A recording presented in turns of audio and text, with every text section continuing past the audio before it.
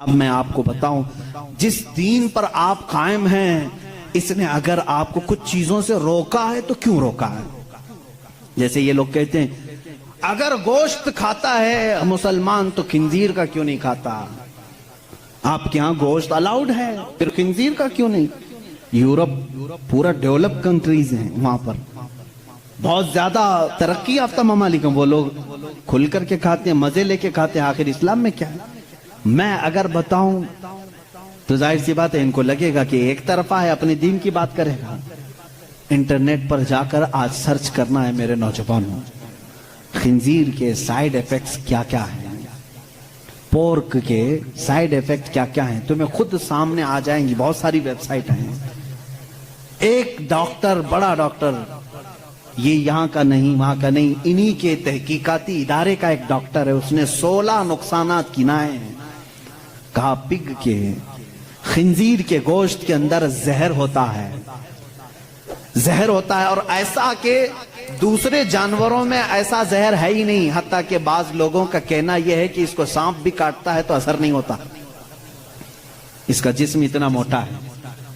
باہر کی چیزیں یہ بہت جلدی جذب کر لیتا ہے، اس کا گوشت کھانا اسلام نے اس لیے منع کر دیا کہ یہ انسانوں کا بھی پیخانہ کھاتا ہے، اس کے اندر غلاظت کی عادت زیادہ ہے۔ اور جدید تحقیقات میں آج امریکہ کے اور دیگر ممالک کے ڈاکٹرز نے یہ بھی کہا کہ سب سے زیادہ چربی اسی جانور کے اندر ہوتی ہے، اور یہ سب سے زیادہ جسم کے اندر کولیسٹرول بڑھانے میں مدد کرتا ہے۔ حتیٰ کہ خنزیر کا گوشت کھانے والوں پر تحقیق کی گئی، ان کے اوپر تحقیق کی گئی تو یہ بات سامنے آئی کہ ان کے اندر حیوانیت، سیکس کرنے کی عادت بہت زیادہ پائی گئی، بہت زیادہ پائی گئی، حیوانیت زیادہ آ گئی، شرم و حیا نہیں رہی۔ اسی لیے دیکھتے نہیں پورے انگریز ننگے رہتے ہیں، ان کے اندر حیا نہیں رہ گئی۔ جسم کو چھپانا وہ پتہ نہیں اپنے لیے کیا سمجھتے ہیں، چھوٹے ہلکے ہلکے کپڑے پہن کے چلتے ہیں، عورتیں بھی ہوں مرد بھی ہوں، ایک چھوٹا سا انڈر ویئر پہن لیا، اوپر کچھ لگا لیا۔ بلکہ میں سمجھتا ہوں ان سے زیادہ فیشنیبل تو بھینس ہے، کچھ بھی نہیں پہنتی بیچاری۔ کپڑے نہیں پہننا اگر فیشن ہے تو یہ بھینس بہت فیشنیبل ہے، بیل بہت فیشنیبل ہے، کبھی کچھ نہیں پہنتا۔ یہ دنیا کو جنگلی نظام میں لے جانا چاہتے ہیں۔ یہ خنزیر کھانے کے سائیڈ ایفیکٹ ہیں، بیڈ ایفیکٹ ہیں جو جسم کے اوپر مرتب ہوتے ہیں۔ 16 نقصانات ہیں، وہ میں گنا نہیں پاؤں گا، میں نے آج ہی مطالعہ کیا۔ دوسری چیز شراب کے متعلق کہ اس میں تو مزہ ہے، کیوں منع کیا اسلام نے؟ یہ بھی میں نہیں کہوں گا، تمہاری تحقیقات سے جاؤ آج یہ بھی تلاش کر کے مجھے بتاؤ انٹرنیٹ پر کہ شراب کے، وائن کے سائیڈ ایفیکٹ کیا کیا ہیں، الکوہل سے کتنے نقصانات ہیں۔ میرے عزیزو، دوسروں کو بولنے کی ضرورت نہیں، گورنمنٹ ہر جگہ کی بولتی، نہیں بولتی؟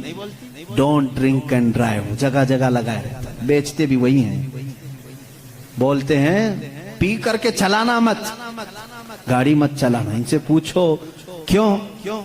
اس لیے کہ ایکسیڈنٹ کا خطرہ ہے، جا کے کسی کو ٹھوک دے گا، سامنے والا بیچارہ بے قصور مرے گا۔ اتنی ہی بات سے سمجھ جانا چاہیے کہ مسلمان اینی ٹائم ڈرائیور ہے، ہر وقت وہ ڈرائیور ہے۔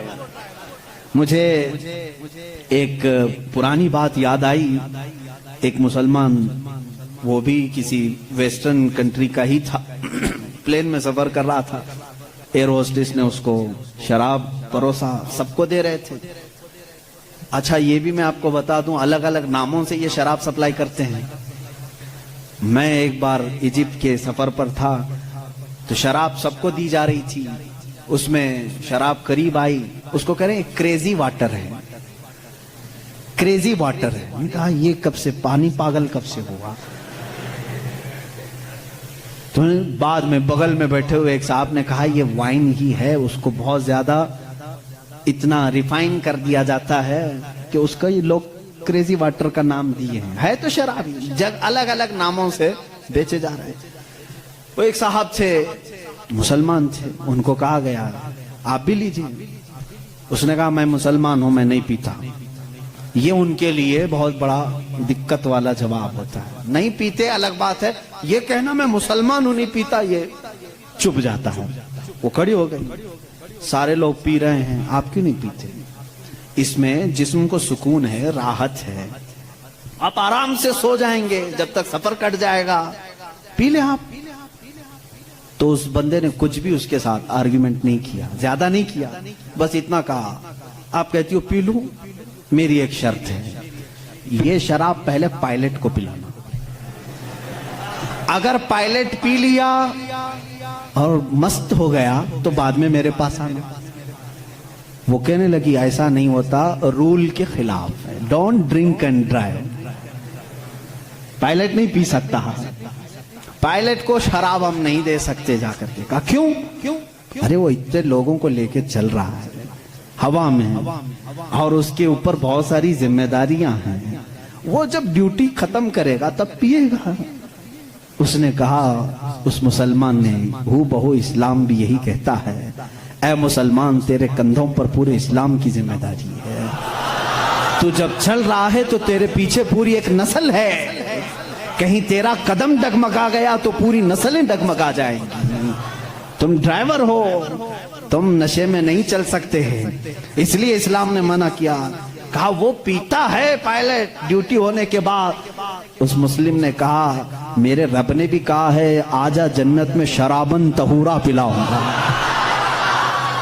جب یہاں کی ڈیوٹی ختم ہوگی میں بھی جاؤں گا, پیوں گا. وہ شرابن طہورا ہے جو جنت میں دی جائے گی. اے میرے عزیزوں, جنہوں نے دنیا میں اپنے جسموں کو الکوہل سے خراب کر دیا, ان کے لیے جنت کا مشروب نہیں, ان کے لیے جنت کی شرابن طہورا نہیں. اپنے منہ کو جنہوں نے یہاں محفوظ رکھا ہے, ان کے لیے اللہ کا وعدہ ہے, انہیں وہ شراب طہور پلائی جائے گی جس کو آج تک کسی زبان نے چکھا بھی نہیں. انشاءاللہ العزیز وہ ہم سب کے لیے تیار ہے. اب یہاں پر میں جو بات کہہ رہا تھا, اسلام نے شراب سے اس لیے منع کیا ہے کہ شراب کے نقصانات گنائیں. اے میرے عزیزوں, ان کو خود کو معلوم ہے, یہ منع کرتے ہیں شراب پینے کے لیے.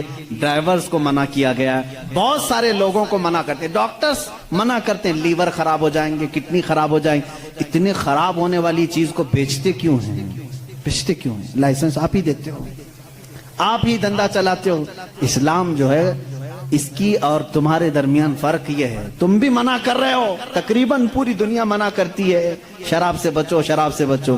تمہارے اور اسلام میں فرق یہ ہے, اسلام کہتا بھی ہے کرتا بھی ہے, اور تم صرف بولتے ہو, اندر سے سپلائی کرتے ہو. اسلام نے اگر کہہ دیا شراب منع ہے تو میرے آقا نے فرمایا اس کا پیالہ رکھنا بھی جائز نہیں. یہ نہیں کہ سب کو شراب پینے کے لیے منع کر دیا اور بھٹا کھول کر کے رکھے ہیں, ایسا نہیں ہے. اسلام جڑ پر انگلی رکھتا ہے. اگر شراب منع ہے تو شراب بنانے والے آلے بھی توڑ دو. حضور صلی اللہ تعالیٰ علیہ وسلم نے جس دن اعلان کیا تھا, مدینے میں سارے لوگوں نے وہ مٹکے بھی توڑ دیے تھے. ان سے پوچھو, شراب پھینک دیتے, بعد میں دھو کے پانی بھر لیتے, کیوں نہیں بھرا؟ جن پیالوں میں شراب پی جاتی تھی اس کو تک توڑ دیا صحابہ نے. السلام علیکم ورحمۃ اللہ وبرکاتہ. میرے پیارے بھائیوں بہنوں, جیسے کہ آپ ہم سے بہتر علماء کرام کی زبان سے بیان کو سماعت کر رہے تھے, میں آپ کا مہربان قاری نور عالم.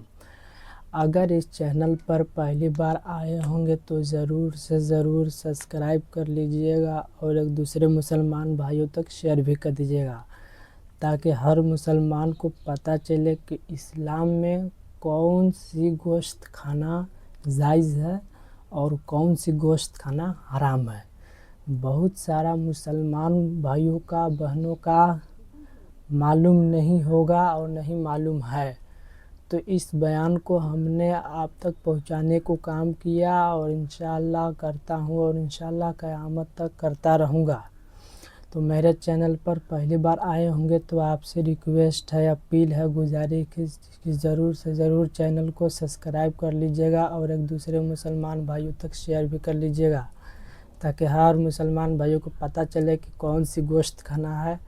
دیکھیے, آج کل کے لوگ ہوتے ہیں نا کہ بڑے جانور مگر جو اندر کی چیز ہوتی ہے اس کو بھی کھا لیتے ہیں, لیکن سائنس یہ کہتا ہے کہ گندگی چیز سے آپ بیمار ہی ہو جائے گا، اس کو کھانا صحیح نہیں ہے۔ تو آپ ہم سے بہتر علماء کرام کے زبان سے بیان کو سماعت کر رہے تھے مفتی محمد سلمان اظہری صاحب۔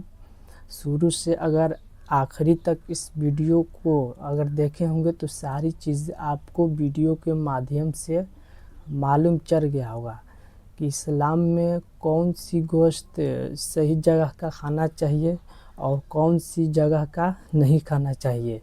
تو یہ سب آپ کو کچھ بھی معلوم نہیں تھا، تو میں نے سوچا کہ چلو یار اس بیان کو شیئر کرنا بہت ہی ضروری ہے کہ ہمارے مسلمان بھائی بہت کمنٹ کر رہے تھے کہ اس پر ایک پیغام آپ شیئر کیجئے، تو ہم نے شیئر کر دیا ہوں، اور انشاءاللہ اگر شروع سے اینڈ تک دیکھیں گے تو آپ کو ساری چیزیں سمجھ میں آ گیا ہوگا۔ تو میں آپ کا زیادہ وقت نہیں لینا چاہتا ہوں، نہیں وقت کو ہم برباد کرنا چاہتا ہوں، اس لیے کہ ہم سے بہتر علماء کرام کی زبان سے بیان کو سماعت کر رہے تھے مفتی محمد سلمان اظہری صاحب۔ تو آپ سے اپیل ہے، گزارش ہے کہ چینل کو ضرور سے ضرور سبسکرائب کر لیجئے گا، اور کن چیز کا گوشت صحیح جگہ پر کے کھانا چاہیے، کن چیز کا غلط جگہ پر گوشت نہیں کھانا چاہیے، آج آپ کو معلوم چل گیا ہوگا۔ خدا حافظ، دعاؤں میں یاد رکھیے گا۔